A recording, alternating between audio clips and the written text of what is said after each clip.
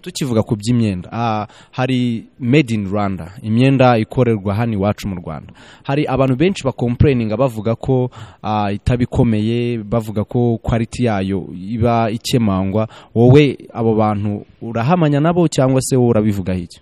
Okay, urakoze. Ndumva ariko abo batari bagera muri The Power Fashion Boutique kuko barageze mu byo babona ko ntago bikiri ikibazo.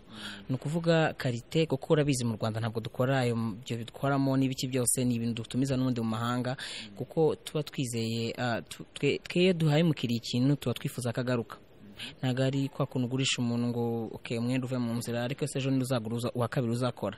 Nukuvuga ngo dukora ya karite runaka azambara akaba yaberwa n'undi akamugata wambaye umwenda mwiza ku buryo yanagaruka.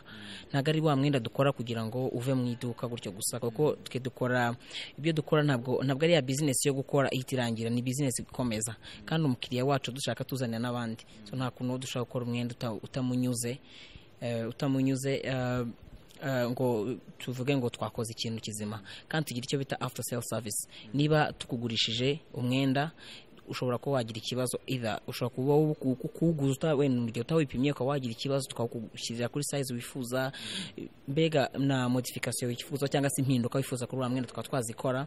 Ibi byose ni ibintu nizo service dutanga zishobora kuba zafasha mu Nyarwanda cyangwa se umunyarwanda kazo wifuza kwambara umwenda uvuye muri The Power Fashion Boutique. Nakoze.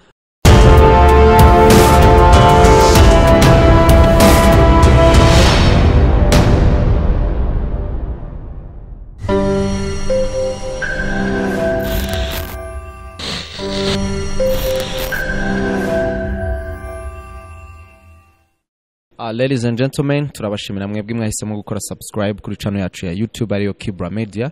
Uyu munsi rero tukaba dufite umutumirwa wacu nkuko mubona imbere yanyu, reka dutangire atwibwira.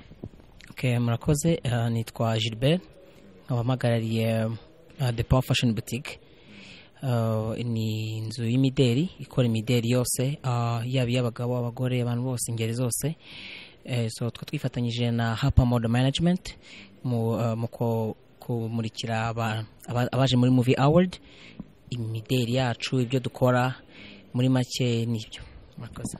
Turagushimira. Tugusanze hano muri Kigali Convention Center ahagiye kubera Rwanda International Movie Awards. Ukabura umwe mu basore bambika abamodo ibintu bitamenyerewe cyane hano mu Rwanda. Wowe icyo kintu wakigezeho gute? Murakoze. Ubundi nanjye nkora imideri usanzwe, ni ibintu nkora nzi nkunda, niyo mpamvu urebye haba harimo creativity ku buryo ukora ikintu ukunda kandi uzi biragufasha kuko nawe ubwawe ugira ibitekerezo byinshi cyane. So muri urwo rwego rero navuze ntise ko okay nagiye ndeba ama fashion show menshi cyane nkabona ibintu birimo birasanzwe ibintu nk'ibyo, ariko ngiye nkumva nshaka kugira ikintu runaka indi sura nzana ya fashion cyangwa se y'imideri mu Rwanda. Muri urwo rwego rero navuze ntise wakora ikintu runaka, wazana inzu y'imideri nkareba icyo nakora runaka gitandukanye n'ikiri ku isoko, either ku bijyanye na karite y'ibyo ntanga, ku bijyanye n'isura nkagira umwihariko wanjye. So muraza kubibona ntabwo ari yose kuko ni mike twaturanyijemo iyo twabereka, muraza kubibona imwe n'imwe iratandukanye, ni imyenda myiza wakwambara, ni imyenda ubona ko ifite ireme muri rusange. By the way, nari nibagiye kukubwira nawe wambaye neza. Murakoze cyane. Iyo myenda wambaye ni wewe wayikoreye? Ego. Ndagira ngo udusobanure nk'abantu badukurikiye bafite amatsiko yo kumenya ese iyo ugiye kwambika umuntu ugendera kuki? Ubundi iyo ngiye kwambika umuntu ikintu cya mbere ngenderaho ubanza ukagendera ku cyifuzo cye, uranza kumva icyo ashaka kuko umuntu akenshi yaje akugana hari ikintu arigeza izana igitekerezo cy'ibyo ashaka kwambara, ariko hari n'igihe aba nta gitekerezo afite ukaba wamufasha guhitamo urebye uko ameze, ukareba uko ateye wariwe. Burya umuntu ubasha kumuha imyenda ijyanye n'icyiciro arimo. Ntabwo umuntu yazara umusaza amwereka imyenda y'abana, urareba ukavuga ati uyu muntu n'umuntu mukuru, reka amwereka imyenda ijyanye n'abantu bakuru arebe ko yayikunda, akamwereka modeli zitandukanye urigendeye ku ngano ye n'ukuntu ateye n'ukuntu ameze muri rusange. Nicyo tugenderaho. Icyo mugendaho. Urakoze cyane. Sasa ikindi kibazo nifuza kukubaza ni iyihe innovation wumva ushaka kuzana mu Rwanda cyane nk'umuntu wambika abanyamideri, kuko ni ibintu wenda ntavuga ko byari bimenyerewe cyane, ariko hari n'abantu bakuru bawe babigutanzemo basanzwe babikora benshi. Wowe ni iki wumva cy'umwihariko ushaka kuzana? murakoze. Ikintu cy'umwihariko numva nifuza cyangwa se nshaka kuzana navuga gishya nuko imyenda nkora ni imyenda cyangwa se imyenda ubona bambara uraza kubona ni umwenda ushobora gukunduka wawambara. Okay, muri industry yacu cyangwa se muri uruganda rw'imyenda dukora n'ibintu nk'ibi hari igihe usanga iyo bavuze fashion umuntu yumva za style zimwe navuga ziri bizarre cyangwa se zimwe nyine zigomba kushyushya show. Okay, umwenda twe dukora n'umwenda ushaka kuba ukunduka wambara, ariko burya hari imyenda muri fashion dukunda kuba dufite inaha ubona ari wo kwerekana gusa wambara ngo ugende mu muhanda. So twebeye rero ikintu dukora umwenda wose uvukagira wose dukora ni wa mwenda ufite uwo ukoraho runaka ushobora kuwambara ukavuga tura mwenda ndabushaka, kuko ni wa mwenda ushobora kuvanga kuri stage ukawugura nta kibazo, kuko ni imyenda yambarwa kandi ni imyenda iri ku rwego rwa okay navuga ko ruri international ukuntu, ariko cyane cyane ni kuri rwa rugero abanyarwanda bakunda, kuri jyana abanyarwanda bakunda ko twisanisha cyane cyane ibintu abanyarwanda bakwambara, kuko hari style cyangwa se imyenda runaka cyangwa se mideli abanyarwanda baba batamenyereweho cyangwa se batisangamo. Niyo ntabwo dukunda kwikora kireka ari command, ari special command dufite cyangwa order runaka. Ariko urebye iho mwihariko wo kuba umwenda wose dukoresha ko wagurishwa nicyo kintu burege dufite cyane. Tukivuga ku by'imyenda hari made in Rwanda, imyenda ikorerwa hano iwacu mu Rwanda. Hari abantu benshi complaininga bavuga ko itabikomeye, bavuga ko quality yayo iba ikemangwa. Wowe abo bantu urahamanya nabo cyangwa se wowe urabivuga iki? Okay, urakoze. Ndumva ariko abo batari bagera muri The Power Fashion Boutique kuko barageze ibyo babona ko ntago bikiri ikibazo. No kuvuga karite kuko urabizi mu Rwanda ntabwo dukora ayo byo bitwaramo n'ibiki byose ni ibintu dutumiza n'undi mu mahanga, kuko tuba twizeye twe duhaye mukiri ikintu tuba twifuza akagaruka. Nagari kwa kunugurisha umuntu ngo okay umwenda uve mu nzira ariko se ejo nduzaguruza wa kabiri uzakora. Ndumva ngo dukora ya karite runaka azambara akaba yaberwa n'undi akamuga twambaye umwenda mwiza ku buryo yanagaruka. Nagari wa mwenda dukora kugira ngo uve mu iduka gutyo gusa, kuko twe dukora ibyo dukora ntabwo ari ya business yo gukora ihitirangira, ni business ikomeza kandi umukiriya wacu dushaka tuzanira n'abandi. So nta kuntu dushaka gukora umwenda utamunyuze ngo tuvuge ngo twakoze ikintu kizima, kandi tugira icyo bita after sale service. Niba tukugurishije umwenda ushobora ko wagira ikibazo, either ushobora kuguza wenda mu gihe utawipimye ko wagira ikibazo tukagushyirira kuri size wifuza, mbega na modification wifuza cyangwa se impinduka wifuza kuri mwenda twazikora.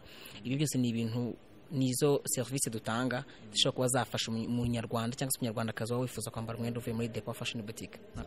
Biragaragara ko ukiri muto, wenda nkumbabarire mu myaka, biragaragara ko ukiri muto bitewe n'uburyo uri kudusobanura n'ibintu wenda abantu bari kubyumva ni ibintu bisa nk'ibiri too much. Nkawe ubwawe ni iki cyaguhaye motivation yo kuvuga ati ngiye kuba umudesigner, ngiye kuzajya nambika aba model cyangwa se abandi bantu bose bifuza kuberwa? Okay, nkuko nabikubwiye nanjye nkora ubumodo, ni ibintu nkora kandi nkunda. Ubundi iyo niyo motivation ya mbere. Iteka ikora ikintu ukunda kandi uzi nuko gikorwa, uko ngo buri gihe ikintu kijya cyica ibintu no kujya muri business udafitiye amakuru. Iyo igezemo akenshi no kujyanya ujya, kuko uvuga tuye byose n'uvuga ukuri. Ariko iyo uri muri business y'ikintu uzi kandi ukunda urabyumva nawe urareka ukavuga ati umwenda se wishyira mu mwanya ugiye kwambara, ukavuga ati uyu mwenda uzamubera, ese n'abandi bazawubona bate? Icyo rero ni cyo kintu cya mbere gifasha umuntu muri business. Niba rego business waba utayikora cyangwa utayisanzwemo, burya biba byiza ikoze ubushakashatsi ukamenya se iyi business yanjye ikorwa n'abantu ki, ni abahe bantu bazayigana. Ibyo bintu bifite iyo ufite amakuru yabyo noneho nawe utangira kubyinjiramo, utangira kuba umwe muri babandi babikunda nk'ababikora. So ikintu cya mbere rero kigutera iyo motivation no kuba ikintu wisanisha nacyo ukacyumva, mbega ukishyira mwanya w'umukiriya. Se umukiriya iki kintu nacyambara azasohoka mu nzu azacyambara kimubere, ese garanti yacyo imeze ite? Twege icyo dukora umuntu agaruka kugura atari kumwenda wa musaza nyabwo aruka avuga ati ni iki kintu gishyashya muri The Power mufite. Ikintu nk'icyo motivation niyo ngiyo. Ikindi kintu mbere yuko byinjiramo, hari nk'umuntu wari usanzwe ubikora mbere yuko wowe ubikora, ushobora kuba waraguhaye motivation ukavuga ati wow, ibintu uriya muntu akora nanjye ndabikunda, reka nanjye mbyinjiremo ndebe ko nazatera ikirenge muke. Urebye motivation ntabwo yavuye ku muntu runaka, motivation yavuye kuri industry muri rusange, kuko ibintu bya fashion ibintu njya nkurikira nkareba niho motivation yavuye niko nararebye nkaribona okay ni byiza cyane ariko nkabona hari ikintu kibura so rero mu kwinjira muri iyo industry nukurira ko nshobora kuba ari cyo nakemura okay nshobora kudakemura byose kuko ntago byeta bikunda ariko byibura kuko mfite icyo mbona kibura niyo gap cyangwa se ahantu nshaka kuzuza niba mbonye nkabona nkaya cyakire nakubwiye cyo ko umwenda okay ni mwiza muri fashion urashyushya like navuga nka stage kuko ni umwenda uri crazy you know ariko ukabona umwenda utagurisha umuntu atawambara ari uwo kwambara muri fashion show gusa so icyo nk'ikintu nagiye nkora kandi ugasanga nzana n'ikindi kintu wenda kijyanye n'igihe ngo umwenda ukorera muri The Power Fashion Boutique ubonekera igihe ibyo ni ibintu abantu benshi bakora imyenda badakunda kubahiriza